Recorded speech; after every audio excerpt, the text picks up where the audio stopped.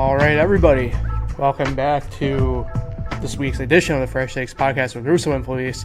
I am Paul Russo. Normally across from me when we get going with these things is man, myth, legend himself, Nick Felice. Will be with us shortly. Got hung up at work tonight. No big deal. It happens to the best of us. So I'll be getting us off the ground here. He'll come in probably, say, about 10-ish minutes, about 9:20-ish. For us here in the studio, probably about, 9:22 for everybody else watching live and listening live. And about 10-ish minutes in for those watching later on. So he'll be with us there. Lots happened since we last were on air. Finals for the winter sports are getting going. The MLB All-Star team's been announced. Mine and Nick's favorite show that we both enjoy together, Big Brother's coming back, among other things. But those are the main four stuff we'll be talking about today. So really looking forward to that. As I just pull something up really quick. Not quite like going by the seat of your pants. I'm flying right away. So yeah, we got a lot to get to. Short amount of time. Sort of. But should be a fun little bit here. So we'll get right into it. Jump right into the NBA Finals, normally where Nick doesn't enjoy going too much, understandably, when you're a Knicks fan, even though they had season of Knicks life so far. So, but just as everybody predicted at the start of the year, we have Suns. We have the Bucks. We were robbed of the battle of Atlantis, as I call it. Atlanta versus White Atlanta. Either way, I don't think anybody predicted. You looked at the finals potential matchups here. We had so much different stuff going on, right? Clippers versus Suns. You have two teams who have never won a title. Suns have made, I think it's just one appearance in the finals in 93, I think technically, right? 93 technically. Yeah, because that was Jordan's last year of the first 3-year stretch going back to back to back. Clippers have never made it, right? I mean, Clippers, the former Buffalo Braves franchise, if you want to get really super technical with it. I mean, if you really want to get super technical with it, actually, they were the original Boston Celtics, but that's a different podcast for a different day. But yeah, the original Boston Braves franchise, or Buffalo Braves franchise, rather, go to San Diego, nothing, survive through the Don Sterling years. They get here with quite an interesting crew going on with them this year, right? Almost look like they are better without Kawhi on the court, which is a little bit something we'll talk about anyway with that to do with the Bucks with Giannis. Go to 6 games with the Suns. And the number 1 seed in the West or number 2 seed rather in the West prevails. Can't say maybe seed-wise you're surprised, but again, I go back to this. I mean, is it really that team that you were predicting to get to the finals? No, right? I think we all pretty much predicted it's going to be LeBron and AD and the Lakers because that's just what we're used to, right? Maybe if the Warriors were healthy, completely healthy, right? They have Clay. Probably make the case for having Clay and Steph there. And then in the East, definitely what nobody was expecting, right?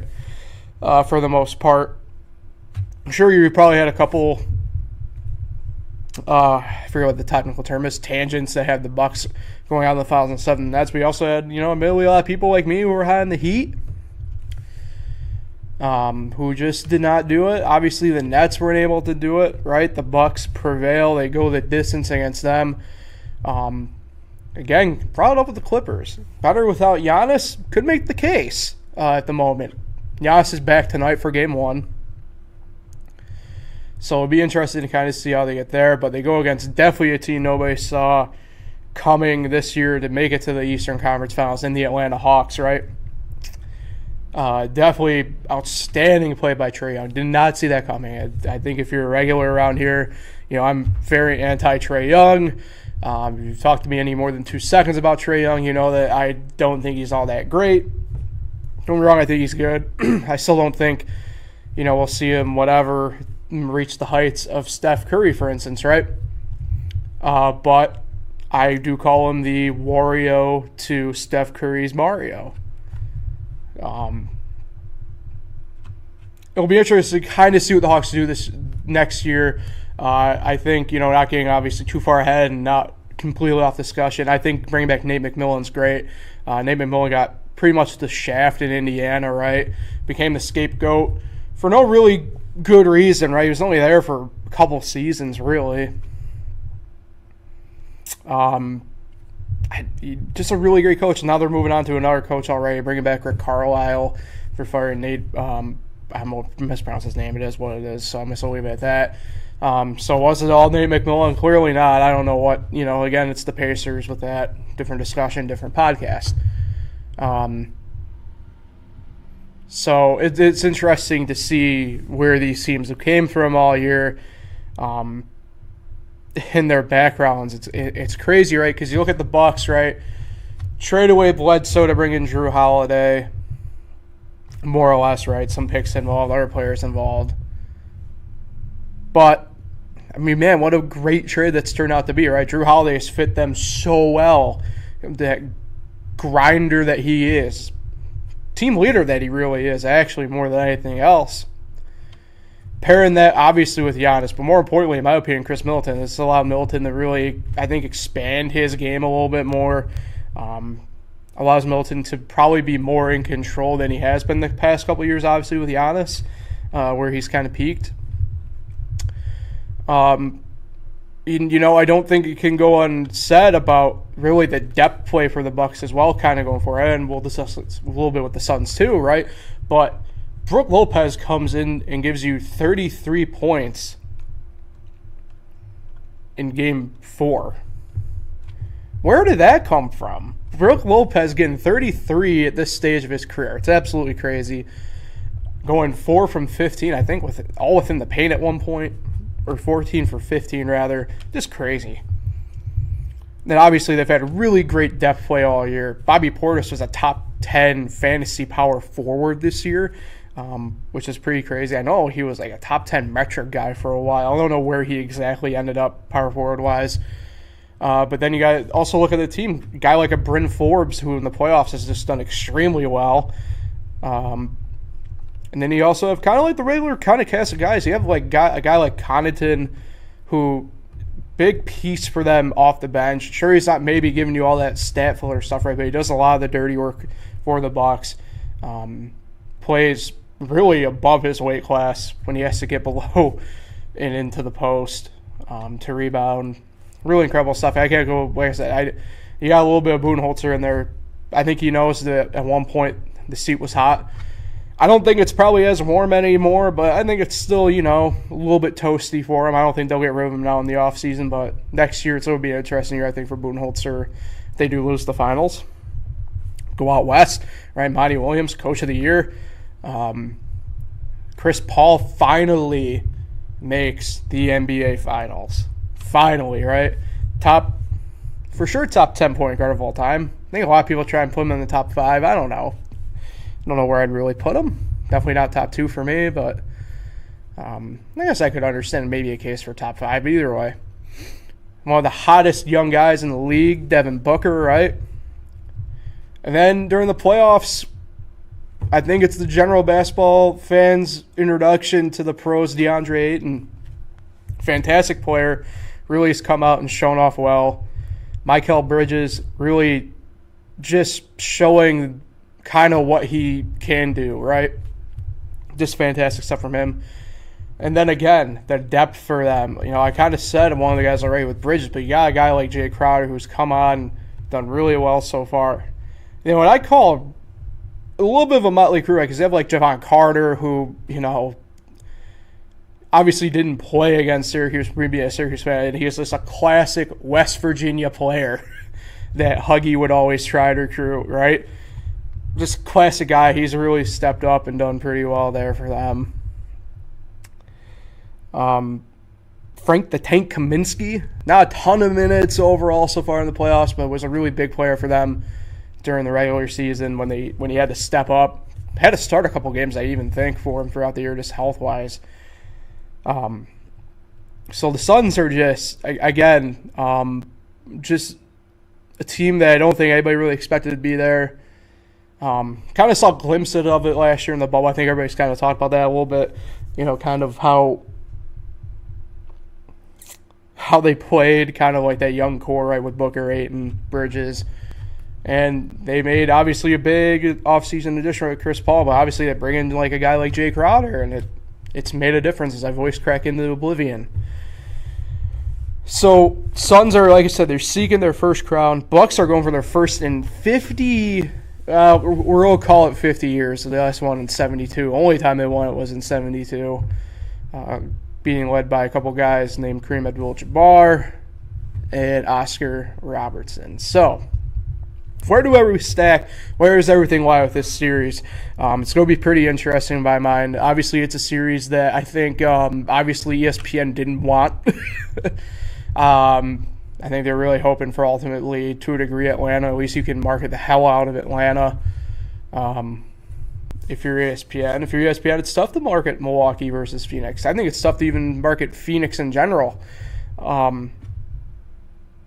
It's a tough market. It's a lot like Florida, obviously, with the Arizona teams. A lot of what you want to call them, winter birds, snowbirds, transplants, whatever. A lot of them just obviously go to those areas now, and even live there permanently. So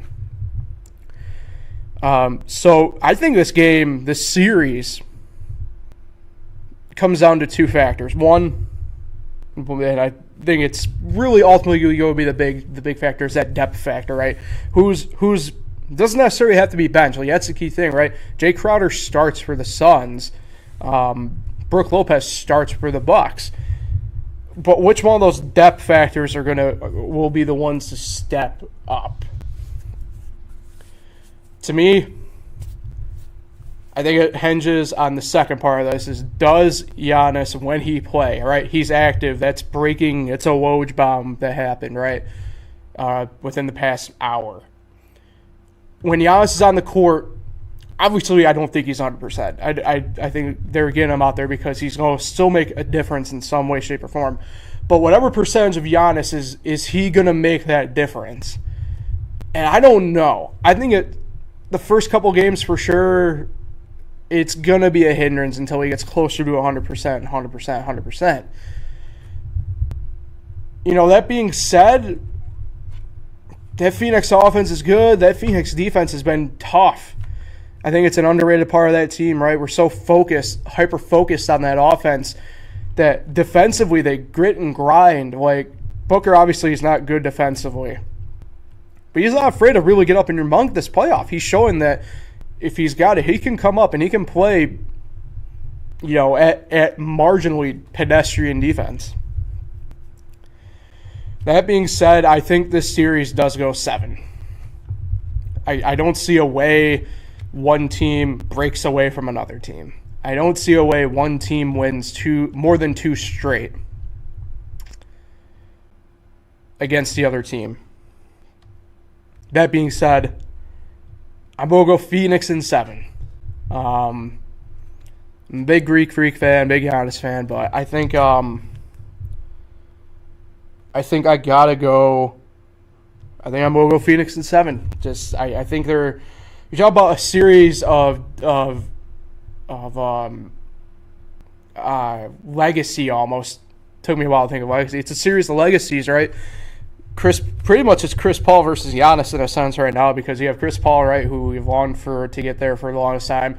Giannis, who is now effectively the de facto next generation that we're putting up, like we did with LeBron, like we did with Durant, like we did with Kobe, like we did with Jordan, so on and so forth. However long you want to go back, Iverson, you can make the case, right?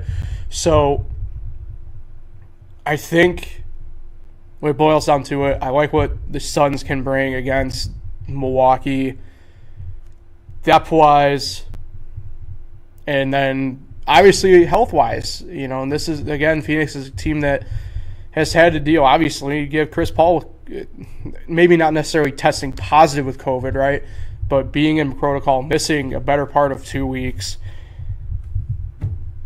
But I'm going to go Phoenix. Phoenix in 7 in the Battle of Legacies. Chris Paul gets that ring. I think if you want me to get super predictive on a thing right here, right? MVP, I know Chris Paul's the leader. I think he was like plus 160 or something like that, right? Somewhere in about that 16-1-ish range. Well, not 16-1. It'd be like 8-1. But I'm going to go DeAndre Ayton Finals MVP. Book it. All right. It's enough basketball for now. Let's get to where I really want to get to. My beloved Tampa Bay Lightning up 3-1 on Montreal. The Habs going for Lord Stanley's Cup.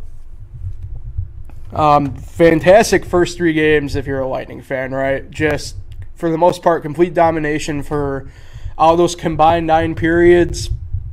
You make the case for pretty much 7 of them, right? Really great hockey, really great team play from the Lightning in those first 3 games. And then they roll into Game 4 last night. Montreal comes out, strongly gets shots in the first period. And as a fan of the Lightning, it was apparent to me about 5 minutes ago, 15 minutes in the game, 5 minutes ago in the first period, if the Lightning don't get a goal quick, they're not going to win the game. Because they're allowing, for one, the Canadiens to stay there but build momentum. I think at the end of the first period, it was something like 12-4 shots on goal in favor of the Lightning over the Canadiens. And we get about, again, 5 minutes into the second period, 15 to go in the period. It completely flips, right? Montreal at that point comes out, pucks on net quick. By the 10-minute mark, it's completely flipped. Habs have like 20 shots on goal. Lightning only have 14, right? And it's down 1-0 already for Tampa. The Canadiens come out, get a really good goal. And then fast forward, Lightning down 2-1, late stages of the third period, and their best line yesterday was their fourth line, with Matthew Joseph, with Pat Maroon, with Tyler Johnson. Tyler Johnson, who played a big game in Game 3, filling in for Alex Killorn, steps up again in that situation yesterday. Really quick line. I think the fourth line's completely underrated speed-wise, except for Pat Maroon, the big rig. But, hey, he got down ice quick. Great feed by Matthew Joseph. Gets the puck on that goal in. What I didn't like was in overtime how quick, the intermission guys, NBC, big hats off to them for the past decade plus of really tremendous coverage of the NHL and hockey and growing it in this country where it is today. Obviously, still a lot more room for growth, but from where they started to where they've been, a guy, even though he's retired now, a guy like Doc Emmerich is now a household name, justifiably so. But instead of just, maybe the diehard fans, even / casual hockey fans, I think he is now known more in the broader sports world either way. But all the guys in the NBC studio, speaking of studio, there he is. But everybody was just hammering the Lightning right away. I'm like, I don't like this. And what do you know? We had about 5 minutes in. Montreal ends it, sends it to Game 5 tomorrow in Tampa Bay. Speaking of bays, Nick, what did it do, baby? What's going on, people? Sorry for the delay. You're good. What have I missed? Well, we got NBA out of the way with, since I know that's probably something you didn't want to deal with.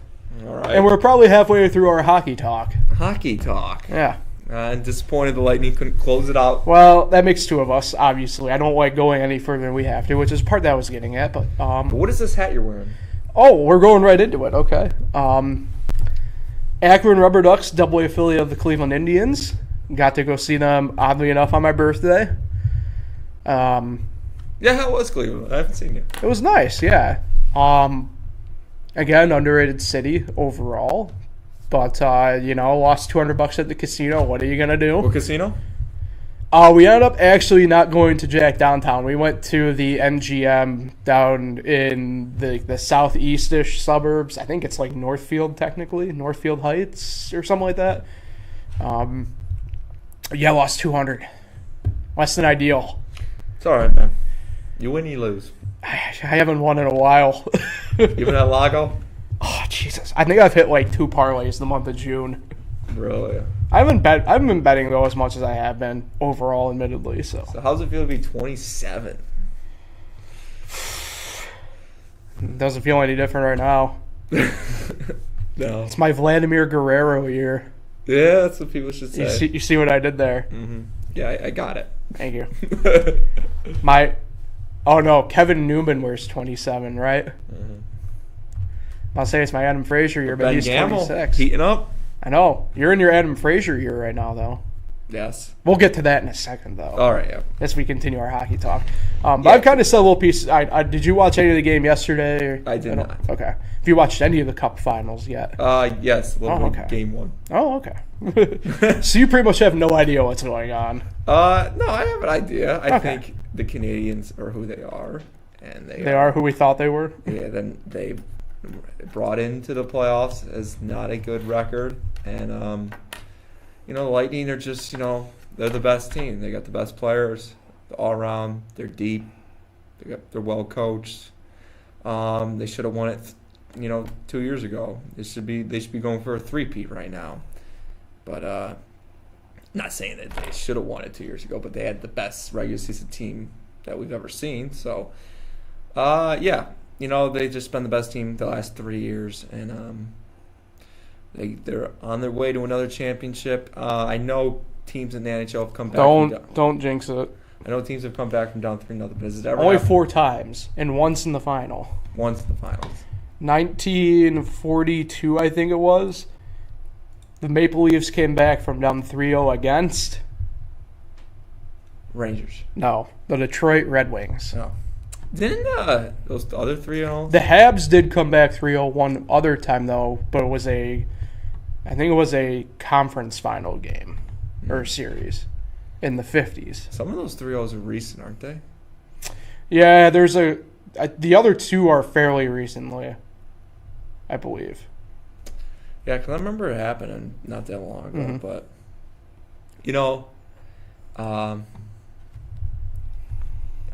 the Lightning, the Canadians just, they were one of the worst teams coming into the playoffs. They were about to fire everybody, and they practically did in February. Of playoff teams, so, it's a nice run, but it's still the hardest cup to win. The Lightning still need to win one more game. It's not as easy as it's easier said than done, but... That's why I hated what the mayor said. Lose today so we can play Game 5 and win Game 5 on home ice. Don't say that. Don't do that. Don't put that thought in the head. Just go out there. Did they win on home ice last year? No, it was bubble. Oh, yeah, that's right. We won in Edmonton. Won it on home ice. I mean, it was probably one of the players' home ice, but... But, yeah, so... It's kind of where we sit hockey-wise. I really do think that Tampa Bay brings it home tomorrow night. If they don't, you're going to see a very panicked Paul Russo throughout town at some point. If we do, for instance, hang out Friday night, Nick, you're going to see very panicked me Friday night. That's when Game 6 would be, right? Yeah, probably. I mean, obviously we'd probably have a couple beers, but my couple beers wouldn't be for enjoyment. They might be for some sort of therapy. So, yeah. I think what Tim needs to do is, get back to that little physical play that defensive edge kind of gives them and just put a lot of pucks on net like they've usually done. It was so weird how stagnant they kind of became away. I think a lot of that had to do with the way the Canadians were playing. It was a heads-up move by them playing the physically defensive, right? They solely pretty much went after Braden Point and Nikita Kucherov. So, but I think, if that's the Lightning, I think if you're John Cooper at that point, you need to maybe pivot and try and get maybe more touches to like Yanni Gourde or Stamkos, right? Or really that fourth line. The fourth line played tremendously well down the stretch, but obviously you can't completely rely on that, on the fourth line. So anyway. All right, Nick. Exciting times in the MLB, if you will. Yeah. Big Yankees-Mariners game tonight. Big series coming up. That is true to a degree. I'm not going to lie. Probably the biggest Yankees-Mariners since, what was it, 19 something, right? Sure, whatever you say. But the MLB All-Star game next week in Colorado, Denver, for those who want to get hyper specific. Starters have been announced. The reserves and other position players and pitchers have been announced. It's an interesting cast of characters, Nick. Obviously, you have a couple of our favorite guys on there, right? Aaron Judge makes it for the Yankees. In my mind, I think he should be a starter at the very least. Aaron Judge. No. Where'd he go? Wait a second. Hold on. Oh, there he is. Adam Frazier did make it as a starter. I was lied. I was duped to at one point. Either way. Is that who you were talking about? Yes. Yeah, I do believe there's a little bit of me. He did make it. As much as I do think Winker is an all-star this year, I'd flip him and Brian Reynolds. Really? Yeah. Winker's just me. Winker's been good, That's just me. We'll get to another portion of it, though, in a little bit. Excuse me. All right, so I think the biggest headline at the moment has to do, obviously, with Shohei Ohtani, right? Going to be an all-star. He is an all-star as a pitcher and a position player. It is pretty much, I think, known at this point that he's going to pitch an inning. He's going to play an inning and have an at-bat in the all-star game. It's going to be really crazy stuff. Obviously, leading the league in homers, the most electric player probably on the face of the earth right now, in all honesty, baseball-wise. If not, certainly top two with Tatis Jr. But that being said, I do have a couple problems with a couple positions on here, and we're going to dive into this. So, Nick, do you know who the backup all-star catcher is for the American League? Backup all-star catcher for the American League. Who's the reserve all-star? Well, he's obviously an all-star no matter what, right, technically, but his role is reserve, right, bench player. Who's starting? Salvador Perez. Obviously, very much so deserved. Yes. I would guess Christian Vasquez. Wrong. No, I knew that. Actually. He's not even an all-star. No, I knew that because I knew the Red Sox, who they had. Backup catcher, Detroit's. Nope. I felt like I saw it, but who is it? Mike Zunino. Of the Rays. Who's batting 194. Is he on the Rays still? Yes. Yeah. Who's batting 194?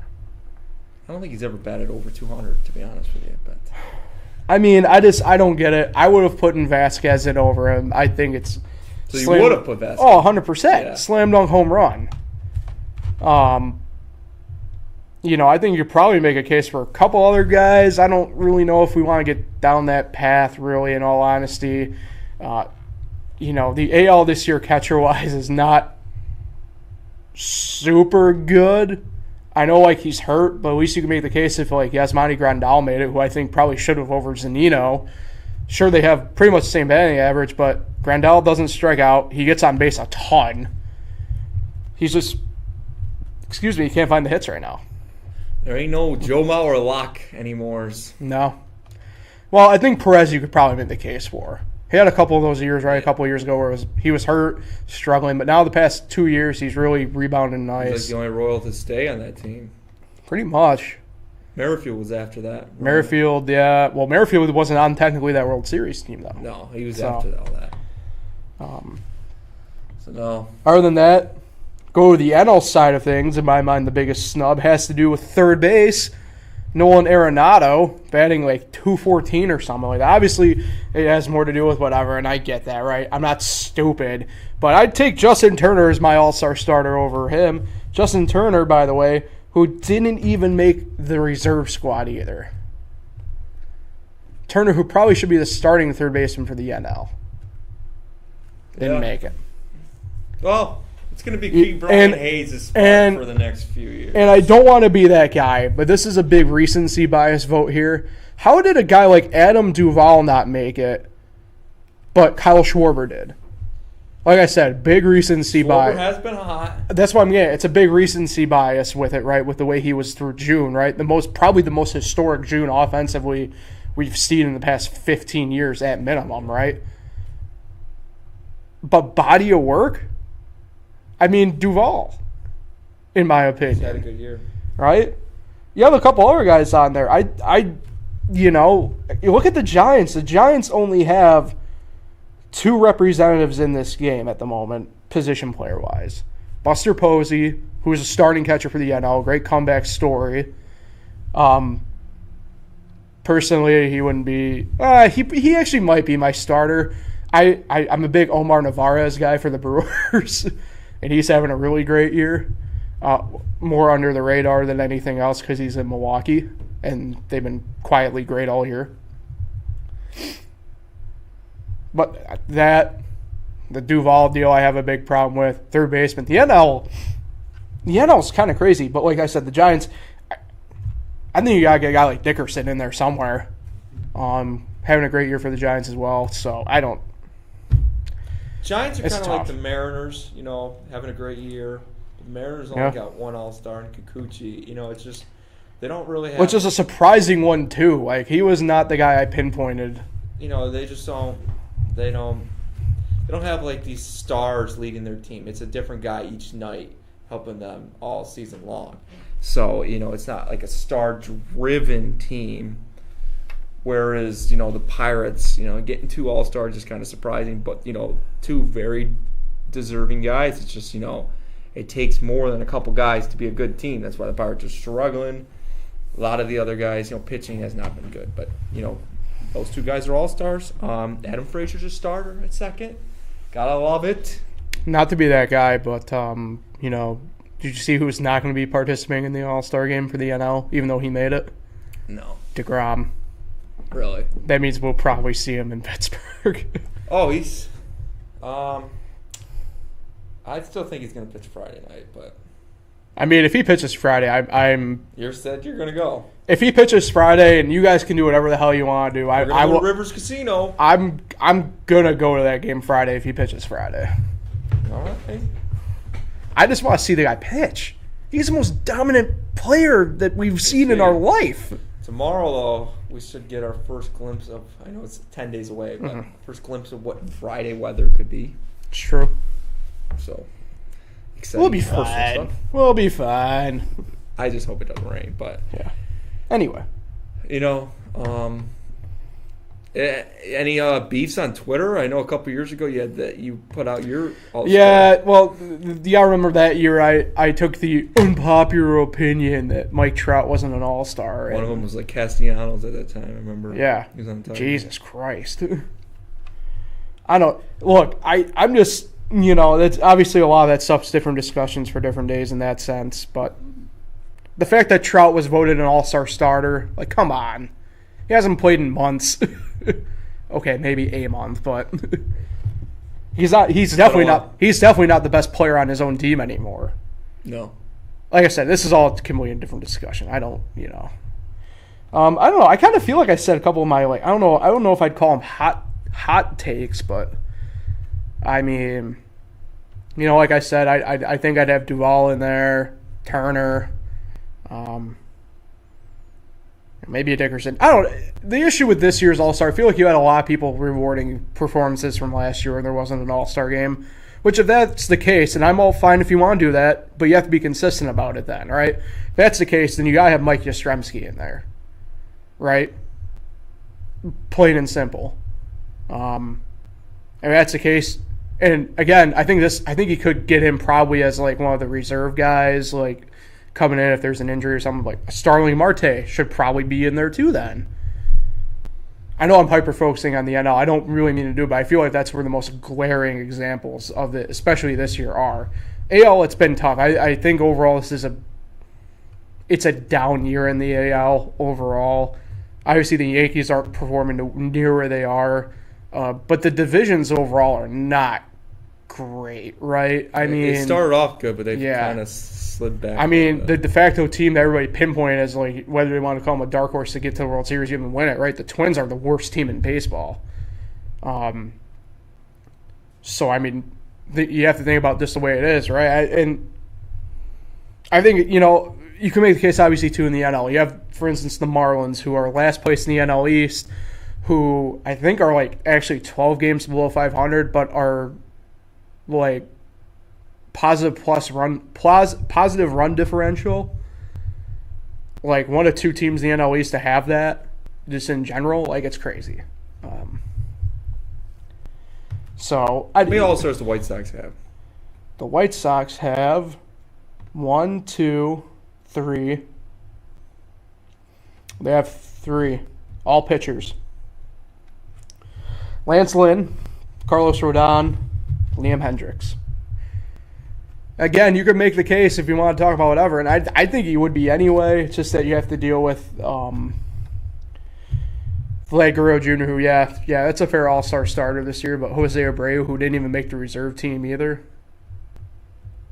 A little bit of a tough look in my opinion, but obviously he's not having the year he quite was last year, but it's not like he's been slouching this year either. All-Star is interesting because it's kind of weird. It's not the All-Stars for the year, it's the All-Stars for the first half. Yeah. You always got to remember that. There's so many guys that have great first halves and then there's, slide in the second half. Perfect example is Josh Bell. He's definitely like one of the, he was looking so good. And he slide off that second half and then he hasn't been the same since. So you got to enjoy it. It's these guys that are first-time All-Stars. Every year you see guys get their first-time All-Star because you never can guarantee a spot back. Yeah, that's true. Unless you're Mike Trout. There is one example, in my opinion, of the AL rewarding a guy from last year, Teoscar Hernandez with the Blue Jays. Not saying he's not an All-Star this year by any means, but certainly not having the year he was last year, and he's an All-Star starter this year. Yeah, it's interesting. It's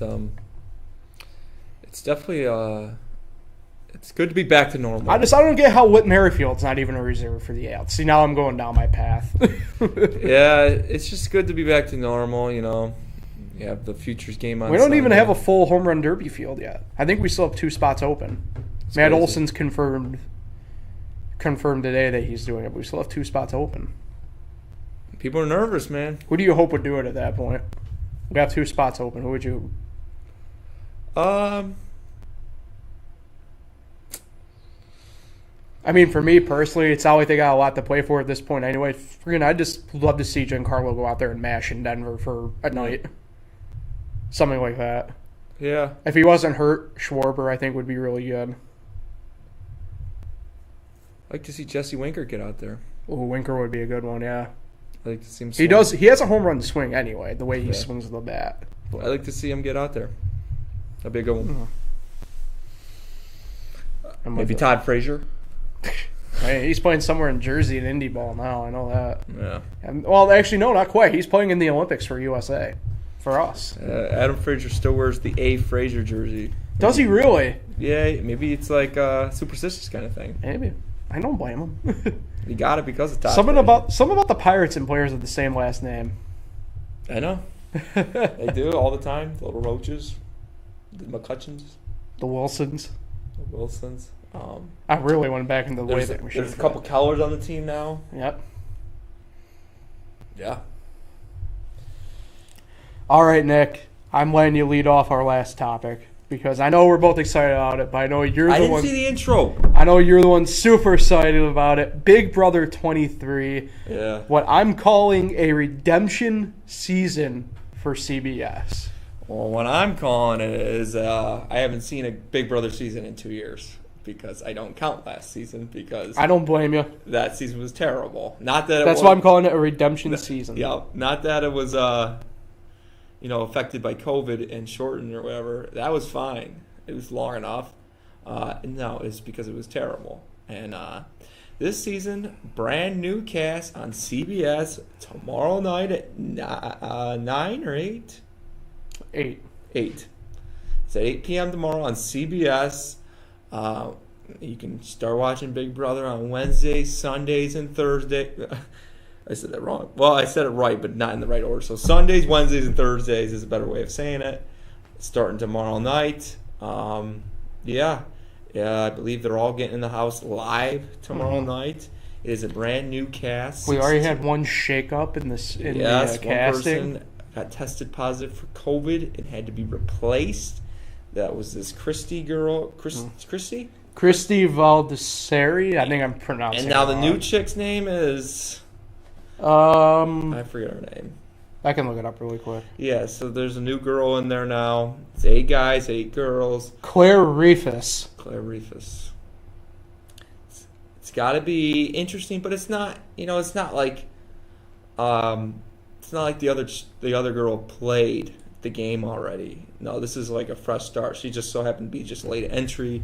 None of these people even know each other yet, so it's not going to be a big disadvantage for her joining right now. But there's 8 guys, 8 girls. 2 Derek's. 2 Derek's. I don't like that. Survivor, Big Brother, anything. Like, let the other Derek play another season. If you have them in the, they have people in the back of their mind for seasons because they had this girl waiting. I tell you what, this is a big East Coast season. I'm looking at the bios right now. East Coast season. I don't like that when they put 2 guys with the same name. So there's a Derek F and a Derek X, and one guy I'm looking out for this year, Paul, Xavier, from Milwaukee. He's the attorney. Yep. Any chance you can pull up pictures here or what? I was on the Wikipedia page, but I can go probably... to CBS.com. Hold on, I'm on it. Don't. But anyways, short story on Xavier. Our friend Jaron Johnson is in our fantasy football league from Seneca Falls.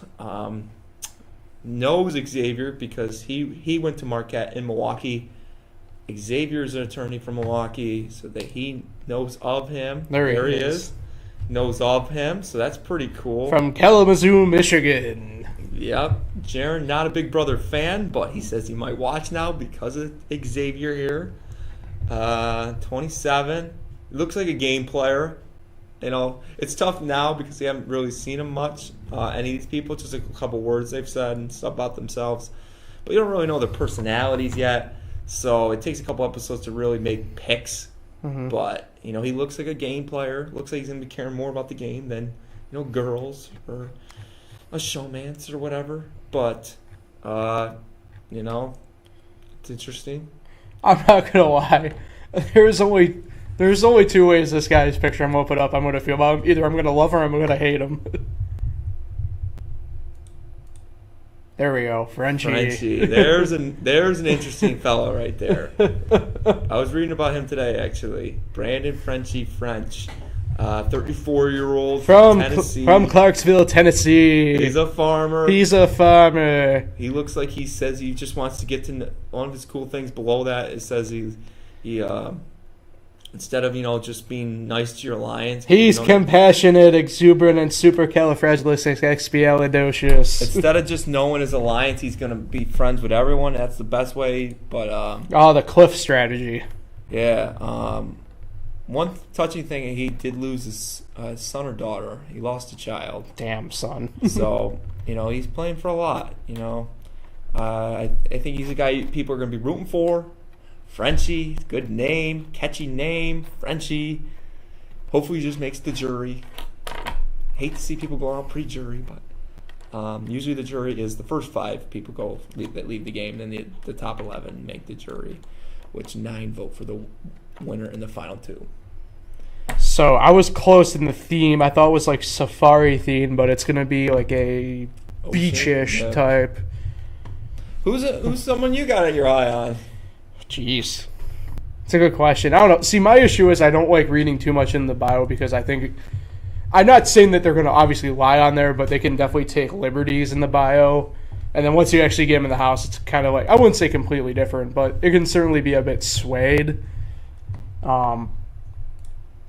Where's this one Derek one at? Like, he's got an interesting strategy. I wouldn't say it's strategy, right? Derek F or X? Derek F. Derek Frazier, 29, from Philadelphia, Pennsylvania. But he's, he literally says like in the 3 words. Pull him up. I want to see him. Okay, hold on. I need to get properly adjusted here. There we go. There he is. But I mean, the big thing, right? Loud, outgoing, assertive. Usually doesn't kind of work too well in the Big Brother household until like you can get control on people. So I'm worried about my guy Derek already off the bat. Really? But I like I like the vibe that Derek's bringing in the picture. I like the vibe he's bringing. So I think Derek's going to be the early guy I'm going to latch on to. That usually does not work out well for the people I like. No, I forget who it is. What are the girls' names? There's one that looks like a super fan. I think it's Brittany. Yeah, Brittany from Niagara Falls. Brittany, yes, yeah. She looks like a super fan. I mean, she pretty much like says it in her thing, right? She wants to like wear a costume. Yeah. Like she wants to do all the things that like I don't think you'd really exactly want to do in the Big Brother house, but I don't know. It's an interesting deal. I don't know. Last season we didn't. She's talking about literally throwing comps, like if it's like within strategic play. I don't know about that. No. I don't want to be bashing people. What do you? We've seen a lot of like big alliances the last few seasons. What do you want to see as a fan? Do you want to see big alliance? I don't again? necessarily mind alliances, but like the issue was like last season you had people who were afraid to take shots at each other, right? And I guess really the season before it was kind of that way. Maybe not as like hardcore, but I think you had more people willing to take risk in the season before as opposed to last season. So and always the big thing is I don't necessarily mind them, right? I think it's human nature to kind of just go with or build a group that you're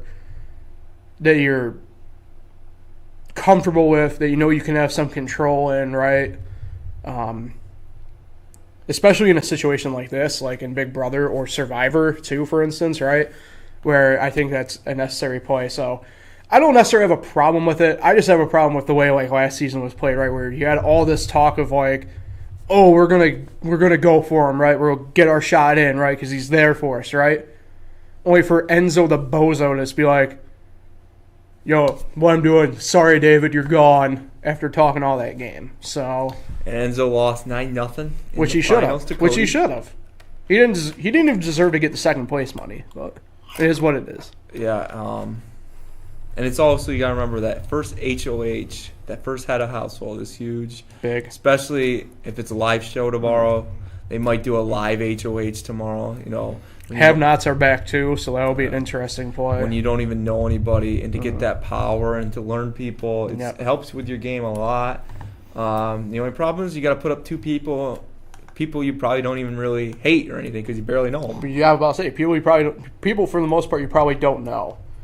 Now, there are a couple, like, overlapping cities, again, kind of like as usual. Like, you have a couple New York City people, but who knows if they actually know each other. Yeah, hopefully no one knows each other. Unlike with, like, Christy and Tommy. Yeah, I don't like that when people know each other. I like it when it's, 16 random people. Yeah. Never met.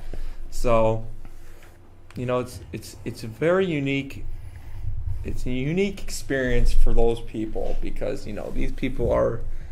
they might have a little leeway knowing people and stuff like that to get on the show, but, for the most part, these guys are a bunch of nobodies, and they become, not famous, but, on the Big Brother side of things, which on the social media platforms is bigger than Survivor. You'll see people, Big Brother people, they'll have way more followers than they will Survivor players. So it's just more popular. It's only once a year. It's in the summer. It's on 3 times a week, where Survivor's only on once. So there's a lot more episodes to get to know people, get to know these people. So it's definitely a trip of a lifetime. I can't even imagine. I would love to play. You tested to get on. Yeah, Survivor. Oh, my bad. I Survivor. thought it was Big Brother. I got a trial for Big Brother. Big Brother.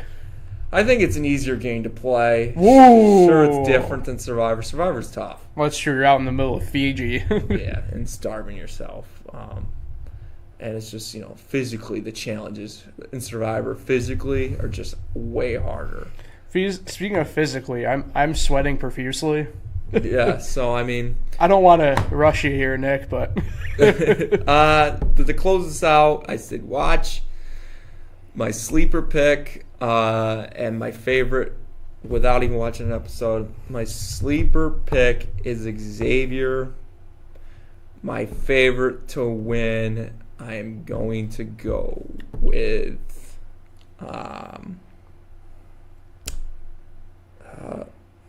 favorite to win, though. That's a tough one to say. You know what? I'll switch it. I'll switch it. Xavier's my favorite to win. My sleeper pick is Frankie. What are the two names? Frenchie? No, what are the two names that are the same? Derek? Derek. I don't know why I was thinking Frankie. Derek X. Oh, okay. Derek X, not Derek F that we saw. But well, I'm all aboard the Derek train. That's where I'm going. All right, that wraps up today's show. Nick, who are you shouting out? You got anybody this week? Oh, this week. I don't know why it didn't go to you. I'm incredibly disappointed. Get me on the screen. This week I'm going to shout out. Oh, man. No, I didn't have anybody, but I'm going to shout out my cousin Kyle Murphy. Shout out Kyle. I'm shouting him out because he looks just like Pat Connaughton. And Pat Connaughton is playing in the NBA Finals tonight. No. Put them side by side, Kyle and Pat Connaughton. That's right, the fighting Pat Connaughtons. And Pat Connaughton taking on Monty Williams, two Notre Dame guys. Gotta love it. Go Bucks, though. Got to root for Patty C. You missed it. I took the Suns in 7. No, go Bucks. That's really all I say. Shout out Kyle. Hope you're doing well in Cleveland. Cleveland. All right, that wraps up for today's show. Thanks, Nick, for stopping by. All right, if you guys haven't already, like, share, subscribe, all the fun stuff. We'll catch you guys here in a couple weeks. We'll probably end up recapping our trip to Pittsburgh. That will be pretty cool because I've never been before. So until then, catch you guys next time. See ya.